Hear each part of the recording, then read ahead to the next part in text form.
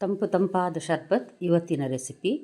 ಬಡೆಸೊಪ್ಪು ಹಾಕಿ ಮಾಡಿದಂತಹ ಈ ಶರ್ಬತ್ ತುಂಬ ತಂಪು ಸಹ ಅಷ್ಟೇ ಅಲ್ಲ, ಈ ಸೆಕೆಗೆ ಇದನ್ನೊಂದು ಸಲ ಮಾಡಿ ಕುಡಿದು ನೋಡಿ, ಎಷ್ಟು ಚೆನ್ನಾಗಿರ್ತದೆ ಅಂತ ನಿಮಗೇ ಗೊತ್ತಾಗ್ತದೆ. ಅಷ್ಟು ಒಳ್ಳೆ ಶರ್ಬತ್ ಇದು.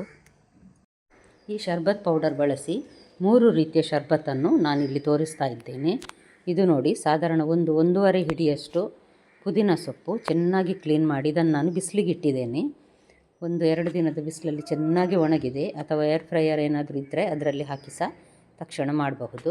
ಚೆನ್ನಾಗಿ ಪುಡಿ ಪುಡಿ ಆಗುವಷ್ಟು ಇದು ಬಿಸಿಲಲ್ಲಿ ಒಣಗಿದೆ. ಇದನ್ನು ನಾನೀಗ ಒಂದು ಪ್ಲೇಟಲ್ಲಿ ಹಾಕಿಡ್ತಾ ಇದ್ದೇನೆ. ಇದಕ್ಕೀಗ ಇನ್ನು ಏನೇನು ಬೇಕು ನೋಡುವ. 4 ಟೇಬಲ್ ಸ್ಪೂನ್ನಷ್ಟು ಬಡೆಸೊಪ್ಪು, ಕನ್ನಡದಲ್ಲಿ ಸೋಂಪು ಮತ್ತು ಫೆನಲ್ ಸೀಡ್ ಅಂತ ಹೇಳ್ತೇವೆ ನಾವು ಇದಕ್ಕೆ. ಇದೊಂದು 4 ಟೇಬಲ್ ಸ್ಪೂನ್ನಷ್ಟು ಒಳ್ಳೆದಿರುವಂಥದ್ದನ್ನು ತೆಗೆದುಕೊಳ್ಳಿ. ಮತ್ತೊಂದು 3-4 ಏಲಕ್ಕಿ, ಇದು ದೊಡ್ಡ ಏಲಕ್ಕಿ, ಅದಕ್ಕೆ 3 ಹಾಕಿದ್ದೇನೆ. ಒಂದು ಅರ್ಧ ಟೀ ಸ್ಪೂನ್ನಷ್ಟು ಕರಿಮೆಣಸು, ಪೆಪ್ಪರ್. ಇದು ನೋಡಿ ಕಲ್ಲು ಸಕ್ಕರೆ, ಇದು ಸಣ್ಣ ಸಣ್ಣ ಕ್ಯೂಬ್ಸಲ್ಲಿ ಸಿಕ್ಕಿದಂತಹ ಕಲ್ಲು ಸಕ್ಕರೆ, ಅಂದರೆ ನಾನು ದೇವಸ್ಥಾನದಲ್ಲಿ ಪ್ರಸಾದದ ರೂಪದಲ್ಲಿ ಸಿಗ್ತದೆ ಇದು. ಅದನ್ನೀಗ ಸಾಧಾರಣ 1-1.5 ಕಪ್ಪಿನಷ್ಟು ಹಾಕ್ತೇನೆ. ಸ್ವಲ್ಪ ಸಿಹಿ ಜಾಸ್ತಿ ಬೇಕನ್ನಿಸಿದರೆ 1.5 ಕಪ್ ಹಾಕ್ಬೋದು, ಅಥವಾ 1 ಕಪ್ ಹಾಕಿದರೂ ನಡೀತದೆ. ನೋಡಿ, ನಾನಿಲ್ಲಿ 1 ಕಪ್ ಹಾಕ್ತಾ ಇದ್ದೇನೆ. ಇದನ್ನೀಗ ನಾವು ಚೆನ್ನಾಗಿ ಪೌಡ್ರ್ ಮಾಡಬೇಕಿದು. ಒಳ್ಳೆ ಪೌಡ್ರ್ ಆಗಬೇಕು ನೋಡಿ.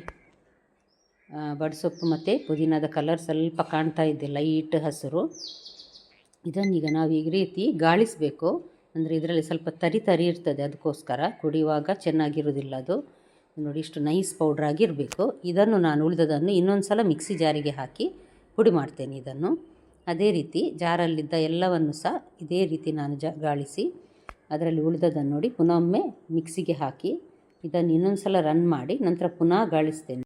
ಇದರಲ್ಲಿ ಈಗ ಸ್ವಲ್ಪ ತರಿ ಇನ್ನೂ ಸಹ ಉಳಿತದೆ. ಉಳಿದ ಈ ತರಿಯನ್ನು ನಾವು ಅನ್ನದ ನಂತರ, ಅಂದರೆ ಊಟ ಮಾಡಿದ ನಂತರ ಇದನ್ನು ಬಾಯಿಗೆ ನಾವು ಹಾಕ್ಕೊಳ್ಬಹುದು. ಈಗ ರೆಡಿಮೇಡ್ ಸಿಗುವ ಪಾನ್ನಂಥದ್ದು ಪ್ಯಾಕೆಟ್ ತಂದು ನಾವು ಪರಿಮಳಕ್ಕೆ ತಿಂತೇವೆ ನೋಡಿ, ಅದೇ ರೀತಿ ಇದನ್ನು ಸಹ ಬಾಯಿಗೆ ಹಾಕ್ಕೊಳ್ಬಹುದು. ನಾನು ಮಾಡೋದೆಲ್ಲವನ್ನು ನೋಡಿ ಗುಂಡ ಫ್ರಿಜ್ ಮೇಲೆ ಕೂತ್ಕೊಂಡು ನೋಡ್ತಾ ಇದ್ದಾನೆ. ಇದು ನೋಡಿ ಬೇಸಿಲ್ ಸೀಡ್ಸ್ ಅಥವಾ ಸಬ್ಜಾ ಸೀಡ್ಸ್ ಅಂತ ಹೇಳ್ತೇವೆ. ಅದನ್ನು ನಾನು 1 ಟೇಬಲ್ ಸ್ಪೂನ್ನಷ್ಟು ತೆಗೆದುಕೊಂಡಿದ್ದೇನೆ. ಒಂದು 1/4 ಲೋಟ ನೀರು ಹಾಕಿ ಒಂದು 10 ನಿಮಿಷ ನೆನೆ ಹಾಕಲಿಕ್ಕೆ ಇಡ್ತೇನೆ. ಇದು 10 ನಿಮಿಷದಲ್ಲಿ ಸ್ವಲ್ಪ ದಪ್ಪ ಆಗ್ತದೆ. ಅಷ್ಟೊತ್ತಿಗೆ ನಾನು ಗ್ಲಾಸಲ್ಲಿ ರೆಡಿ ಮಾಡ್ತೇನೆ ಶರ್ಬತ್ತಿಗೆ. ಇದು ನೋಡಿ 1.5 ಟೇಬಲ್ ಸ್ಪೂನ್ ಅಥವಾ 2 ಟೇಬಲ್ ಸ್ಪೂನ್ ಸಹ ಹಾಕ್ಕೊಳ್ಬಹುದು. ಐಸ್ ಪೀಸ್ ಹಾಕಿದರೆ ತುಂಬ ಒಳ್ಳೆಯದಾಗ್ತದೆ. ಇದು ನೋಡಿ ನೆನೆದ ಸಬ್ಜಾ ಸೀಡ್ಸ್, ಇದನ್ನು ಸಹ ಹಾಕಿದ್ದೇನೆ.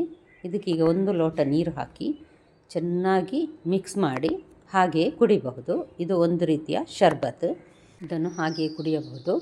ನೀವಿನ್ನೂ ನನ್ನ ಚಾನಲ್ ಗುಡ್ ಫುಡ್ ಲ್ಯಾಂಡನ್ನು ಸಬ್ಸ್ಕ್ರೈಬ್ ಮಾಡಿಲ್ಲ ಅಂದರೆ ದಯವಿಟ್ಟು ಸಬ್ಸ್ಕ್ರೈಬ್ ಮಾಡಿ, ಹಾಗೂ ನಿಮ್ಗೆ ಇಷ್ಟ ಆದರೆ ಲೈಕ್ ಬಟನನ್ನು ಪ್ರೆಸ್ ಮಾಡಿ, ಮತ್ತು ಫ್ಯಾಮಿಲಿ ಫ್ರೆಂಡ್ಸ್ಗೆ ಶೇರ್ ಮಾಡೋದನ್ನು ಖಂಡಿತ ಮರಿಬೇಡಿ. ಬಿಸಿಲಿಗಂತೂ ಇದು ಒಳ್ಳೆ ಡ್ರಿಂಕ್. ನೋಡಿ, ಇನ್ನೊಂದು ಗ್ಲಾಸಲ್ಲಿ ಇನ್ನೊಂದು ರೀತಿಯ ಶರ್ಬತ್ ಮಾಡಿ ತೋರಿಸ್ತಾ ಇದ್ದೇನೆ. ಇದಕ್ಕೆ ಅಷ್ಟೇ 1.5 ಟೇಬಲ್ ಸ್ಪೂನ್ನಷ್ಟು ಶರ್ಬತ್ ಪೌಡರ್ ಮತ್ತು ನೀರು ಹಾಕ್ತಾ ಇದ್ದೇನೆ. ಐಸ್ ಪೀಸ್ ಸಹ 1-2 ಹಾಕಿ ನಂತರ ಒಂದು ಚಮಚದಷ್ಟು, ಅಂದರೆ ಅರ್ಧ ಹೋಳು ಪೂರ ಬೇಡ, 1 ಚಮಚದಷ್ಟು ಲಿಂಬೆ ರಸ ಹಾಕಿದರೆ ಸಾಕಾಗ್ತದೆ. ಹಾಕಿ ಚೆನ್ನಾಗಿ ಮಿಕ್ಸ್ ಮಾಡಿ, ಸಬ್ಜಾ ಸೀಡ್ಸ್ ಇದೆ ನೋಡಿ ಅದನ್ನೊಂದು ಸಲ ಹಾಕಿ ಮಿಕ್ಸ್ ಮಾಡಿ ಕುಡಿದ್ರೆ ಅಂತೂ ಹೇಳಲಿಕ್ಕೆ ಇಲ್ಲ, ಅಷ್ಟು ಚೆನ್ನಾಗಿರ್ತದೆ ಟೇಸ್ಟ್. ಮತ್ತು ಇದು ತಂಪು ಕೂಡ, ಆರೋಗ್ಯಕ್ಕೆ ಸಹ ಒಳ್ಳೆಯದು ಈ ಶರ್ಬತ್. ಕೊನೆಗೆ ಇದಕ್ಕೊಂಚೂರು 1/4 ಟೀ ಸ್ಪೂನ್ನಷ್ಟು ಬ್ಲ್ಯಾಕ್ ಸಾಲ್ಟನ್ನು ನಾನಿಲ್ಲಿ ಹಾಕ್ತಾ ಇದ್ದೇನೆ. ಇದೊಂದು ಎಕ್ಸ್ಟ್ರಾ ಟೇಸ್ಟ್ ಕೊಡ್ತದೆ ಅಂತ. ಹಾಕದೆ ಸಹ ಕುಡಿಬಹುದು, ಹಾಕಿದರೆ ಇನ್ನಷ್ಟು ಒಳ್ಳೆಯದಾಗ್ತದೆ. ನೋಡಿದ್ರಲ್ಲ ಫ್ರೆಂಡ್ಸ್, 2 ರೀತಿಯ ಶರ್ಬತ್ತನ್ನು ನಾನಿಲ್ಲಿ ಈಗ ಮಾಡಿ ತೋರಿಸಿದ್ದೇನೆ. ಇನ್ನು 1 ರೀತಿಯ ಶರ್ಬತ್ ಮಾಡಲಿಕ್ಕಿದೆ, ಅದು ಇನ್ನೂ ಸಹ ಒಳ್ಳೆಯದಾಗ್ತದೆ. ನೋಡಿ, 2 ಟೇಬಲ್ ಸ್ಪೂನ್ನಷ್ಟು ಶರ್ಬತ್ ಪೌಡರ್, ಇದು ಬಡೆಸೊಪ್ಪಿನ ಶರ್ಬತ್ ಪೌಡರ್. ಇದಕ್ಕೀಗ ನಾನು 1 ಗ್ಲಾಸ್ನಷ್ಟು ಹಾಲನ್ನು ಹಾಕ್ತಾ ಇದ್ದೇನೆ. ತಣ್ಣಗಿದ್ದ ಹಾಲಿದ್ದರೆ ಇನ್ನೂ ಒಳ್ಳೆಯದು. 1-2 ಪೀಸ್ ಐಸ್ ಸಹ ಹಾಕ್ತಾ ಇದ್ದೇನೆ ನಾನು ಇದಕ್ಕೆ. ಸಬ್ಜಾ ಸೀಡ್ಸ್ ನೆನೆಸಿದ್ದು ಇದ್ದರೆ, ಉಳಿದಿದ್ದರೆ ಹಾಕ್ಕೊಳ್ಬಹುದು, ಇಲ್ಲಾಂದರೆ ಹೀಗೆ ಸಹ ಕುಡಿಬಹುದು. ರೆಡಿ ಆಯಿತು ನೋಡಿ ಹಾಲಿನ ಶರ್ಬತ್, ತುಂಬ ರುಚಿಯಾಗಿ ಬರ್ತದೆ. ಖಂಡಿತ ಮನೆಯಲ್ಲೊಮ್ಮೆ ಟ್ರೈ ಮಾಡಿ ಫ್ರೆಂಡ್ಸ್. ನಾಳೆ ಇನ್ನೊಂದು ಹೊಸ ರೆಸಿಪಿಯೊಂದಿಗೆ ನಿಮ್ಮನ್ನು ಮತ್ತೆ ಭೇಟಿ ಆಗ್ತೇನೆ. ಧನ್ಯವಾದ.